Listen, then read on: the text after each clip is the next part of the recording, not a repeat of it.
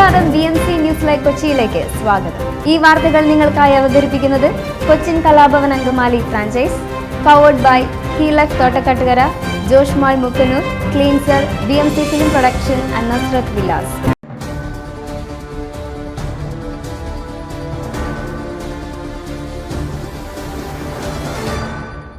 ഒടുവിൽ കുറ്റസമ്മതം നടത്തി കമ്പനി. കോവിഷീൽഡ് ഗുരുതര പാർശ്വഫലങ്ങൾക്ക് കാരണമാകും. കോവിഡ് പ്രതിരോധ വാക്സിനായ കോവിഷീൽഡ് ഗുരുതര പാർശ്വഫലങ്ങൾക്ക് കാരണമാകുമെന്ന് സമ്മതിച്ച നിർമ്മാതാക്കളായ അസ്ട്രാസെനക്ക കമ്പനി. കോവിഷീൽഡ്, വാക്സെവരിയ എന്നീ വാക്സിനുകളുടെ നിർമ്മാതാക്കളാണ് അസ്ട്രാസെനക്ക. കോവിഷീൽഡ് സ്വീകരിച്ചവരിൽ രക്തം കട്ടപിടിക്കാനും പ്ലേറ്റ്ലെറ്റിന്റെ എണ്ണം കുറയാനും സാധ്യതയുണ്ടെന്നാണ് കമ്പനിയുടെ വെളിപ്പെടുത്തൽ.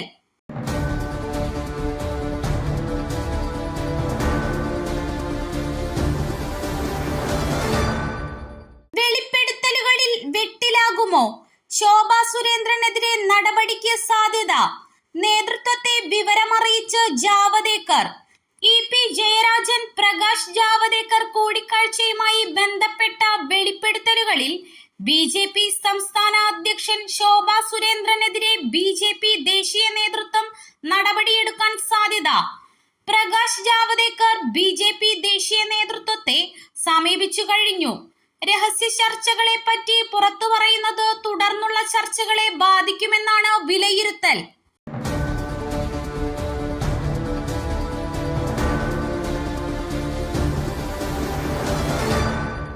സംസ്ഥാനത്ത് കുതിച്ചുയർന്ന വൈദ്യുതി ഉപഭോഗം. വോൾട്ടേജ് ക്ഷാമം രൂക്ഷം. വൈദ്യുതി മുടക്കം പതിവാകുന്നു. സംസ്ഥാനത്ത് വൈദ്യുതി ഉപഭോഗം സർവകലാ റെക്കോർഡിൽ. 113.15 ദശലക്ഷം യൂണിറ്റ് വൈദ്യുതിയാണ് ഇന്നലെ ഉപയോഗിച്ചത്. വൈദ്യുതി ഉപഭോഗം വർദ്ധിച്ചതോടെ സംസ്ഥാനത്ത് പലയിടത്തും വൈദ്യുതി മുടക്കം പതിവായി. കൊച്ചിയിലും മലപ്പുറത്തും ഇന്നലെ നാട്ടുകാർ KSEB ഓഫീസ് ഉപരോധിച്ചു.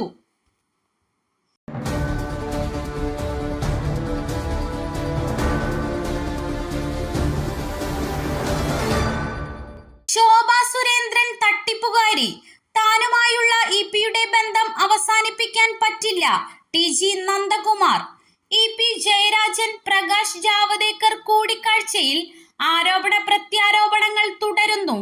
EP ജയരാജനെ ശോഭാ സുരേന്ദ്രൻ കണ്ടിട്ടില്ലെന്നും ശോഭ തട്ടിപ്പുകാരിയാണെന്നും വിവാദ ദല്ലാൽ TG നന്ദകുമാർ ഇന്ന് പറഞ്ഞു. ശോഭാ സുരേന്ദ്രനും K സുധാകരനുമെതിരെ DGPക്ക് പരാതി നൽകിയിട്ടുണ്ട്. ഇരുവരും ചേർന്ന് ഗൂഢാലോചന നടത്തുകയായിരുന്നു. EP ജയരാജനെ പ്രകാശ് ജാവദേക്കർ കണ്ടതിൽ ശോഭാ സുരേന്ദ്രന് യാതൊരു റോളുമില്ലെന്ന് TG നന്ദകുമാർ മാധ്യമങ്ങളോട് പറഞ്ഞു.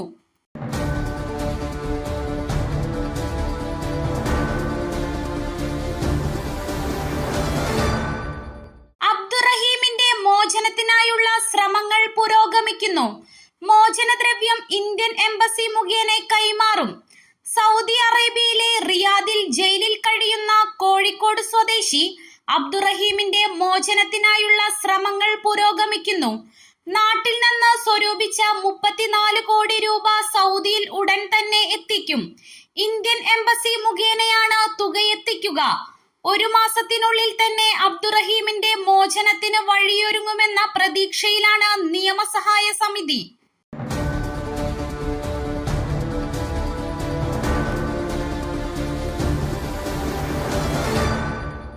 ഉഷ്ണതരംഗം നിസാരമല്ല. ഈ മാസം മാത്രം പാലക്കാട് റിപ്പോർട്ട് ചെയ്തത് 222 കേസുകൾ.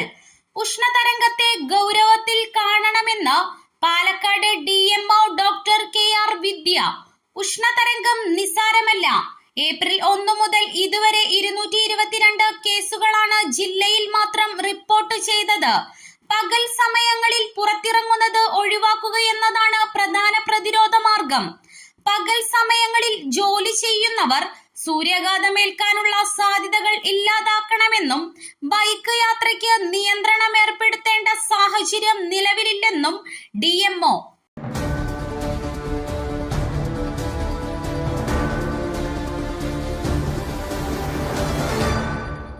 MVD ഉദ്യോഗസ്ഥർക്കെതിരായ പരസ്യ വിചാരണ. ടെസ്റ്റിൽ മുഴുവൻ ഉദ്യോഗസ്ഥരും പരാജയപ്പെട്ടു. മോട്ടോർ വാഹന വകുപ്പിലെ ഉദ്യോഗസ്ഥർക്കെതിരായ പരസ്യ വിചാരണ ടെസ്റ്റിൽ തിരുവനന്തപുരം മുട്ടത്തറയിലെ ടെസ്റ്റിൽ മുഴുവൻ ഉദ്യോഗസ്ഥരും പരാജയപ്പെട്ടു. 3 ഉദ്യോഗസ്ഥർ റോഡ് ടെസ്റ്റ് പൂർത്തിയാക്കിയെങ്കിലും ഗ്രൗണ്ട് ടെസ്റ്റിൽ പരാജയപ്പെട്ടു.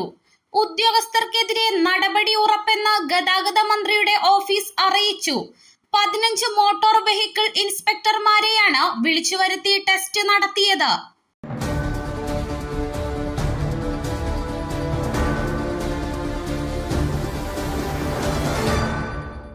പി ജയരാജൻ വധശ്രമ കേസ് 7 പ്രതികളെ വെറുതെ വിട്ടതിനെതിരെ സർക്കാർ സുപ്രീം കോടതിയിൽ. പി ജയരാജൻ വധശ്രമ കേസിൽ സർക്കാർ സുപ്രീം കോടതിയിൽ അപ്പീൽ സമർപ്പിച്ചു. 7 പ്രതികളെ വെറുതെ വിട്ട കേരള ഹൈക്കോടതി വിധിക്കെതിരെയാണ് അപ്പീൽ. 2ാം പ്രതി ഒഴികെ 7 പേരെ ഹൈക്കോടതി വെറുതെ വിട്ടിരുന്നു. കേസിന് അടിസ്ഥാനമായ വസ്തുതകൾ പരിശോധിച്ചിട്ടില്ലെന്നാണ് സർക്കാർ അപ്പീലിൽ ചൂണ്ടിക്കാണിച്ചിരിക്കുന്നത്.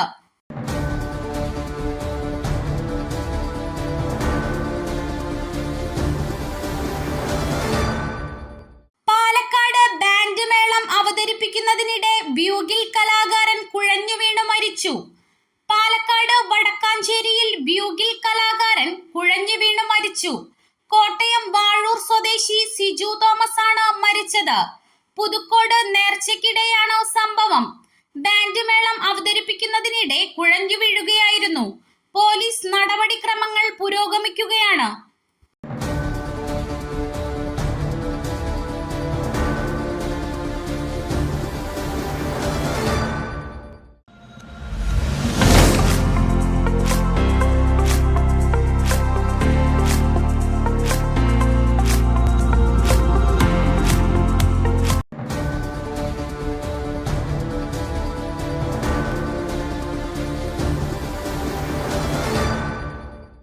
മറ്റൊരു വാർത്തയുമായി കണ്ടുമുട്ടുന്നതുവരെ നന്ദി.